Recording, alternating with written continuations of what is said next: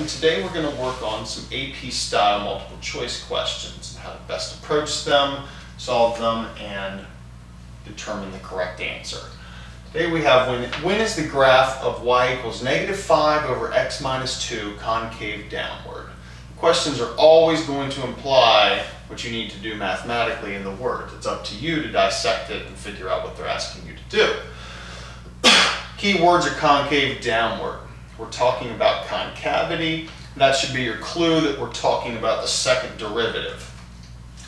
We have the original function, we have the y, so we're going to need to find the second derivative of the function to determine anything about its concavity.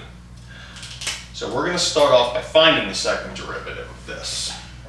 To find the second derivative, we first need to find the first derivative.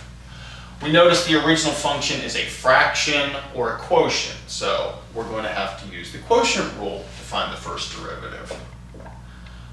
We'll apply the quotient rule, denominator times the derivative of the numerator. Notice that the numerator is a constant, -5, therefore its derivative is going to be 0. And we're going to subtract the numerator times the derivative of the denominator. The derivative of the denominator is simply the coefficient of x, which is 1. And we're dividing that by the denominator squared and simplifying. 0 times anything goes away. Minus a negative is a +5 over x minus 2 squared. Now, we are not done. We're halfway there. We have the first derivative, which tells us about the slope of the original function, whether it's increasing or decreasing. We're concerned with concavity, so we need to go one step further and find y double prime. We again have a quotient, so we'll apply the quotient rule a second time. The numerator is still a constant, so its derivative is 0. We are going to subtract 5 times the derivative of the denominator. Now we have a quantity raised to a power. So we're going to apply power rule and chain rule in effect. Bring the power down, reduce the power by 1, and multiply by the derivative of the inside function x minus 2. The derivative of the inside was 1. And we're going to divide again by the denominator squared. The new denominator is x minus 2 squared, and we're going to square that. Yes, this looks ugly, but it's going to simplify nicely. This goes away. I'm not going to expand or distribute the constants through these parentheses yet, and you're going to see why. And this is actually something that comes in handy and appears very often. And multiply all the constants together. -5 times 2 times 1 leaves us with -10 x minus 2. I am not multiplying that out yet. Quantity squared is now x minus 2 to the 4th.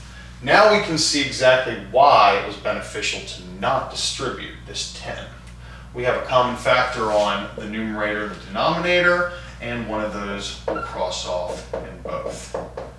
We are now left with the second derivative equaling -10 over x minus 2 cubed. We've done the calculus. Now we have to translate this into how are we going to find the answer from this. We're looking for the sections when the graph is concave downward. When the second derivative is negative, the function is concave down. We have a fraction. We want to know when is this negative. Therefore, when is this less than 0? When is this fraction less than 0? A fraction is less than 0 when either its numerator or denominator are negative, but not both.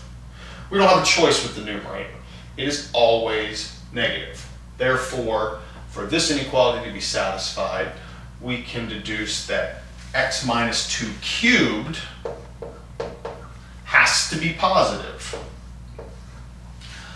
I'm just going to say x minus 2 is greater than 0 for the fact that it's an odd power, therefore anything Any quantity that's positive will remain positive, any quantity that's negative will remain negative when you cube it.